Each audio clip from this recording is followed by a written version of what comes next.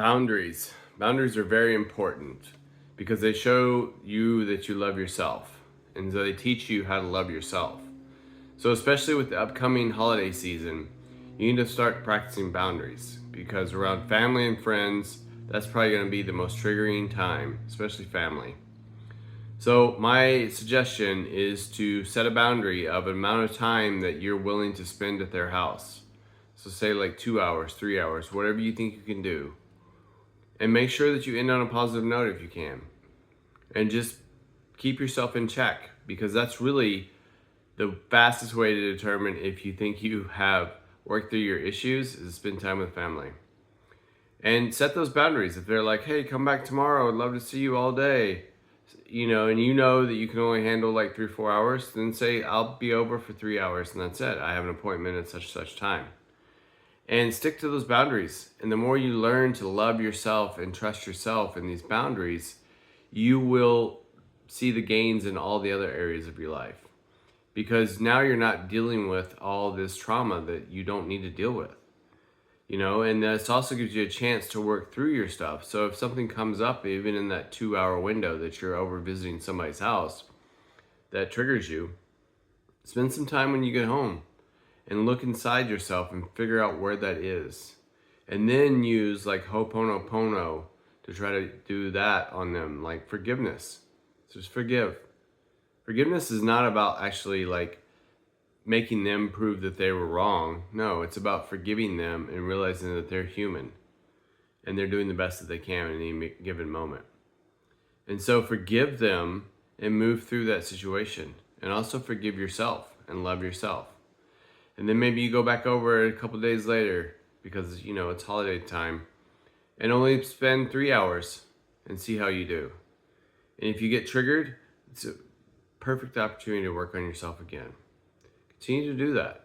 It may be uncomfortable, but this is the way to work through your true core issues, is to work on them in a safe environment and to set boundaries. So you don't need to spend all day over there at somebody's house that triggers you, but spend a couple hours, spend some time with them, and enjoy that. The other thing is to go into these encounters and these times with people saying it's going to be good. Everything's going to be good. And even if it blows up in some argument, that is for my highest good. And that will totally change your outlook on how you perceive anything that occurs. So even if it becomes back to your childhood and everyone's yelling and screaming at each other, that's still happening for your highest good. And realize that. That's there. Maybe it's there to help you redefine your boundary. Maybe it's there to help you determine what it is that you need to look at within yourself and let go of. And forgive the other person, because you're never going to change the other person. You're never going to change your parents. You're never going to change your family. You're not. You can only change you.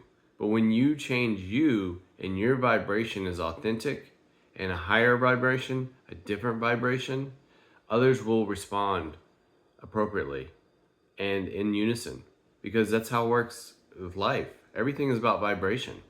And so if you change your vibration and you truly raise your vibration to that of love and forgiveness and acceptance of others, no matter what they've done to you, they will in turn feel that. And it may make them feel uncomfortable, which might be why they're lashing out at you. But they also might in turn soften themselves. And you'll be surprised to see what happens. So practice this. Use this upcoming month or two to actually work on yourself and practice all these principles. Another good one that I use a lot is Ho'oponopono. I'm sorry. Please forgive me. Thank you. I love you. And just keep envisioning that person in your mind and saying that. And that forgiveness is not that you're excusing their bad behavior. You're forgiving them for being human and not knowing better, or forgiving them for what they may have done to you and not even been aware of. And maybe you've brought it up and that's okay. They're not ready to admit it, and that's okay. They don't have to. You're the one that needs to let go. And the forgiveness is really forgiving them so it loves you, so you can love yourself and move on. And then there's obviously the boundary of, I can't be around my family. And that's fine. That's okay. There is nothing wrong with that. That is true love of you, and it does not matter what they say to you. You're doing the best for you right now. Doesn't mean that in the future you might not be able, you might still feel the same way. You might have forgiven them and be able to spend time with them, but right now it's okay not to. So really take that into consideration with this upcoming holiday season and practice boundaries, love yourself, remember Ho'oponopono and forgiveness. And this is the true way to actually working on yourself. And so that you become solid, so that nothing can bother you. And when nothing can bother you, then you are invincible. And that is the true gift. So give that gift to yourself this holiday season. All right, see you soon.